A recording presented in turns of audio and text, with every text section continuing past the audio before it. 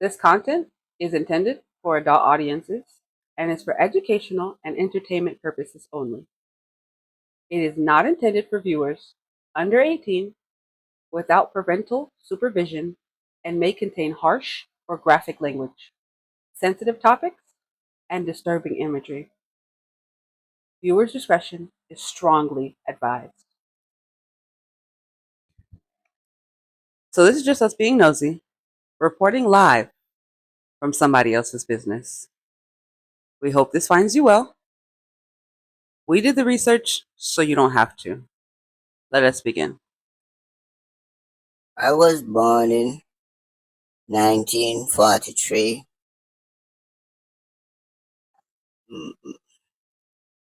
By then, the Rasta religion was up and running.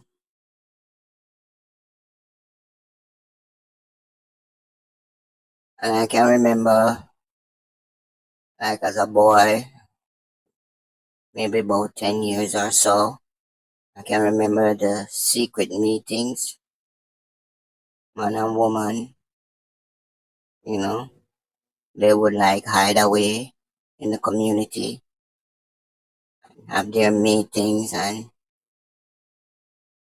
smoke the weed, because it was like frowned upon.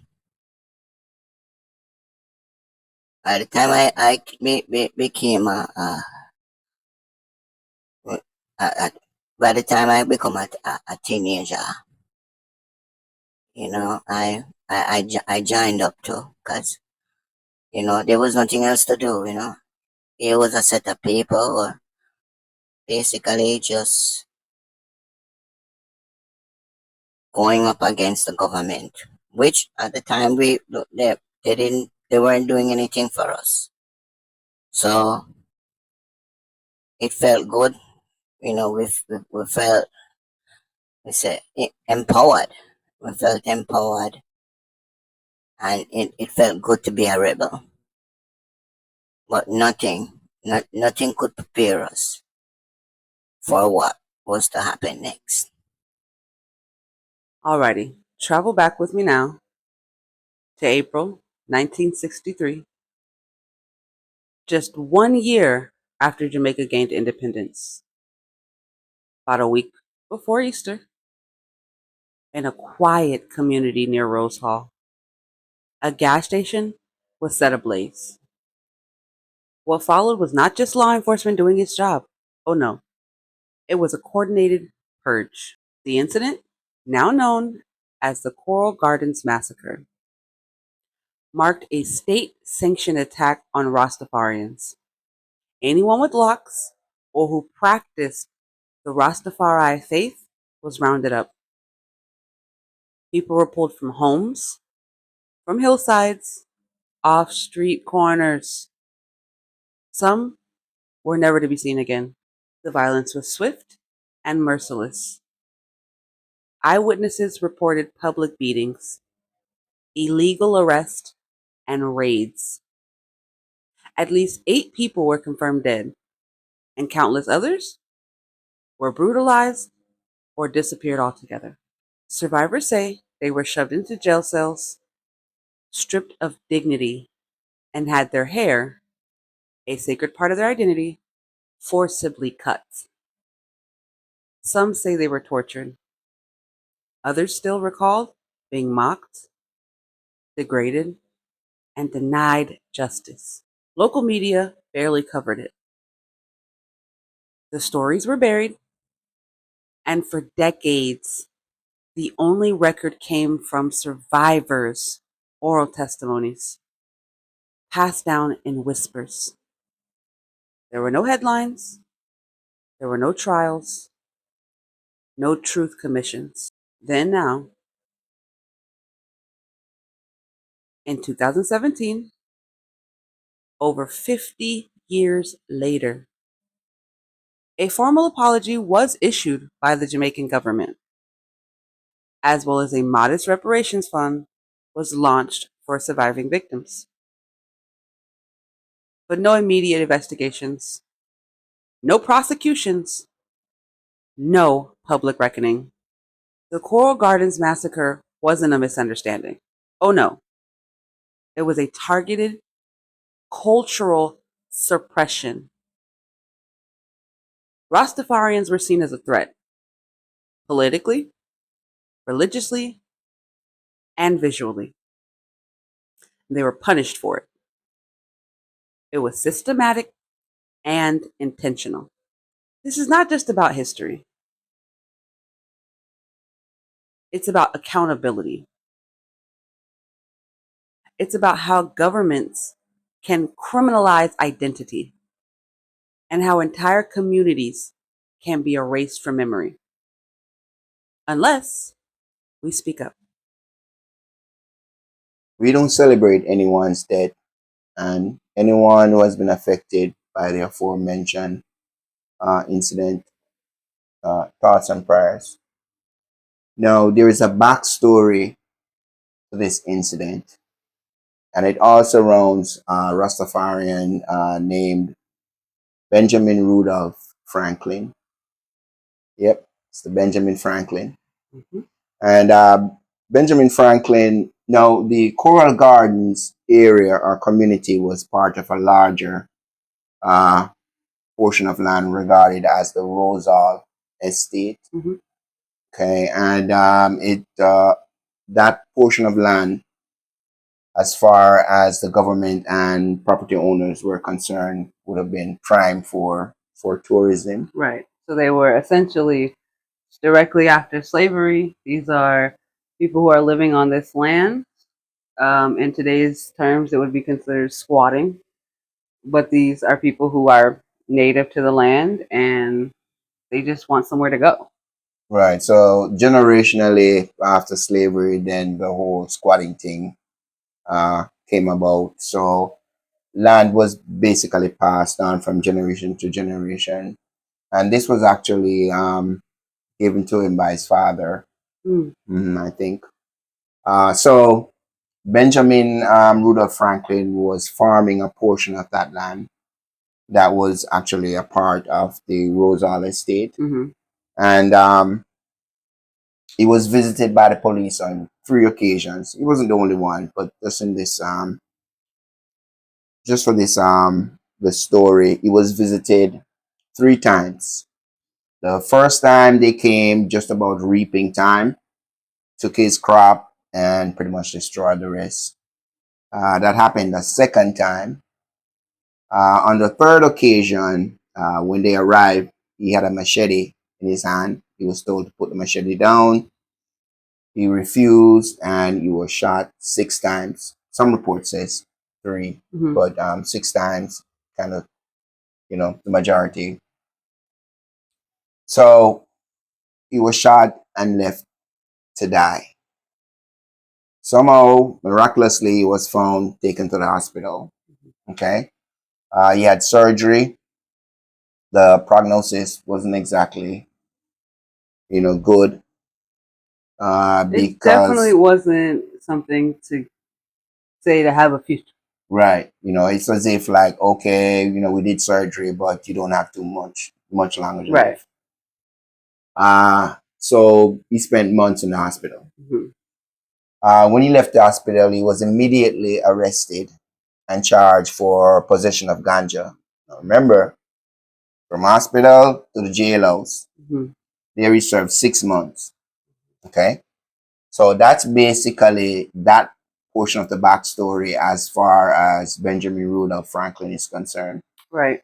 Nobody knows how he ended up at the gas station with two other Rastas. Hmm. Okay, but as far as record goes, the police got a call that the gas station was on fire, Hmm.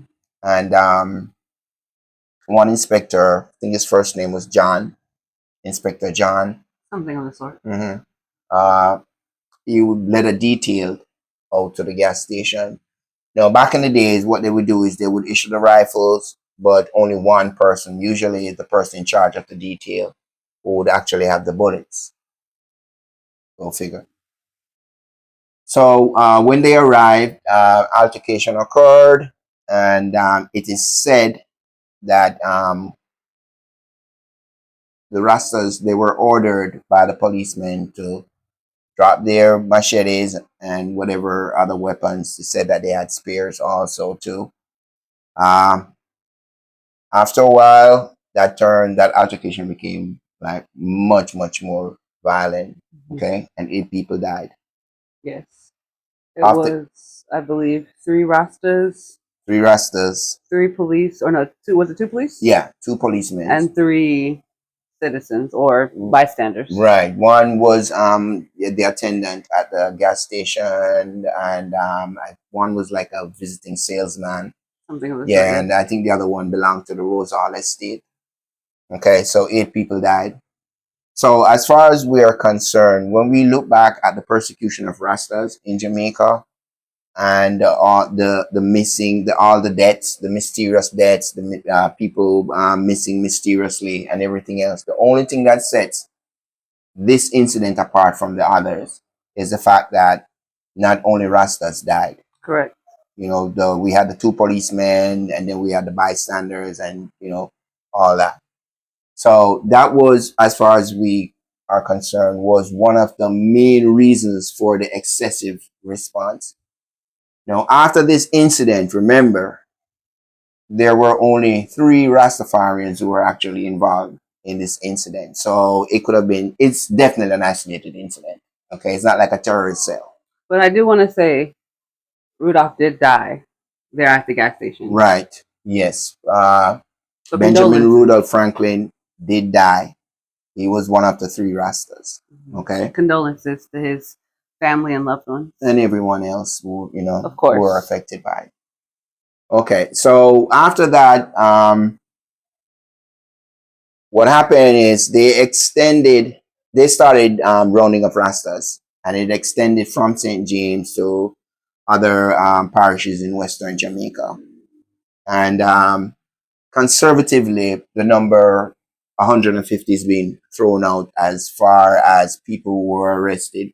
They were like arrested, beaten, shaved, and all that good stuff. But there are testimonies from journalists, reputable journalists, who said they literally saw bodies stacked Mhm. in police vehicles, from that day. So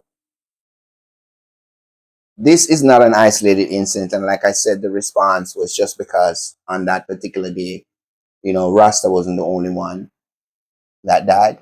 Uh, we can recall during our research in 1959, Rasta, who served as a security guard or a gatekeeper at the Coronation Market, got into a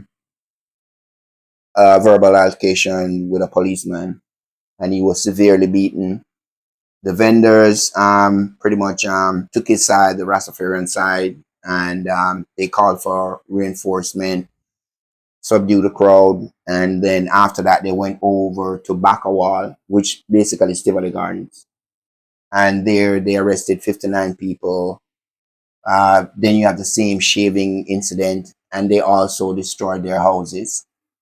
Okay, there were no, that didn't result in a massacre, Mm. because that was a win-win. So that's basically how we analyze this incident Mhm. as far as what happened and why it happened. Yes, a lot Mhm. of um, slavery sentiments were kind of rolling over. Those kind of police enforcers were seen very similar to what is now known historically as slave drivers. Not to say that's what they were, but that's kind of the sentiment of what was going on.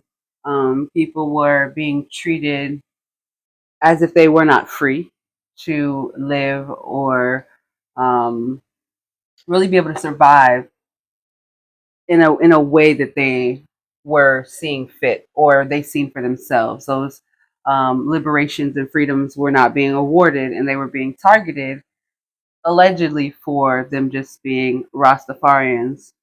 We've seen this in history before. This isn't the first, and Same old story. you know, might not be the last time. Oh, I'm But sure. essentially, we're trying to create this scene to help everyone understand that it's not necessarily that these police officers may have been necessarily evil, or we often see pictures of the Rastas or civilians and the policemen, and we see no pictures of these paler landowners Oh who yeah. essentially were funding these things. Right. So it can kind of seem as if it's one thing, kind of a police brutality, but it was mostly driven by these wealthier government and wealthy landowner kind of entities. So this Right. is kind of something that was, like he said, or we mentioned previously, that this was kind of a rollover from slavery. The Rastafarian movement, which we'll get more into detail on that movement in a later segment. Right. But it just kind of this event was everything kind of boiling up. This Right. It is was just a perfect storm yeah, because the Percival Howell, think Percival is his first name. Mr. Howell was actually he's actually dubbed as the first Rasta. hmm He was a Garveyite, was in America, came back. We are just gotten independence, and what he saw was just basically black people with no goal or function. right. Can you only imagine, like, maybe not you, maybe let's say your parents or your grandparents were a part of this slave movement. Now you're said to be free, but it seems like they keep telling you were stolen from this land. So you can imagine, okay, well, let's just go back to where we came from. Right. Weren't allowed to do that, so they were settling on the lands that they were actually born on, and were being persecuted for creating their own, let's say, focal point, because they were just looking for pride. Everybody wants that pride of self, that self kind of what would you call it? Yes, pride, I guess. Yeah, it's just that just a level of a sense of accomplishment, Right, and that's usually driven by goals, and that's the reason why Howell, once again dubbed as the first Rasta, was able to tap into that. right, So what he did was he had he lifted up Africa, which before now was just a continent, a source for slave or whatever. right, He lifted up Africa as a place to be, and also he injected black empowerment right. because, like I said, it was a Garveyite. So a lot of people basically just gravitated towards that. Right. He was looking So for that same sentiment that they had previously seen, or Garvey and everyone had seen in right, America. They were looking for some of that pride here right, to on the island. push on the locals here. Right. Right. So basically, the government saw that whole philosophy as being, one anti-government, anti-monarch. Because even though we got independence, we still had the same parliamentary system. We still had, Right. the queen, whatever, she's still head of state and all that good stuff. But it seems that the Rastas were just looking for life, liberty, and pursuit of happiness. That's basically it. And and that's exactly what it was, because even at that time, locks wasn't a part of the signature Right. as far as Rastafarian is concerned. It was just a focal point for them to eventually target, Right. like down the line. But originally, like you said, when he first started the movement, Locks was not Yeah, a part of it. wasn't a part of it. So as she said, people looking for freedom, all that good stuff, and some sort of a direction. They had no idea that they were actually joining a movement that would Right. be so targeted. Right. And it's not just the government too. I mean, members of the society, also felt, because that fear was being fed, because I mean they're the Right. government, so they're going to be the holders of the propaganda machine. Right. Of course. Yeah, so that's basically how that happened. We want to thank you for listening and watching to Jamaican Case Files. Remember to subscribe to stay tuned to more hidden truths. Until next time, stay woke, stay safe, peace.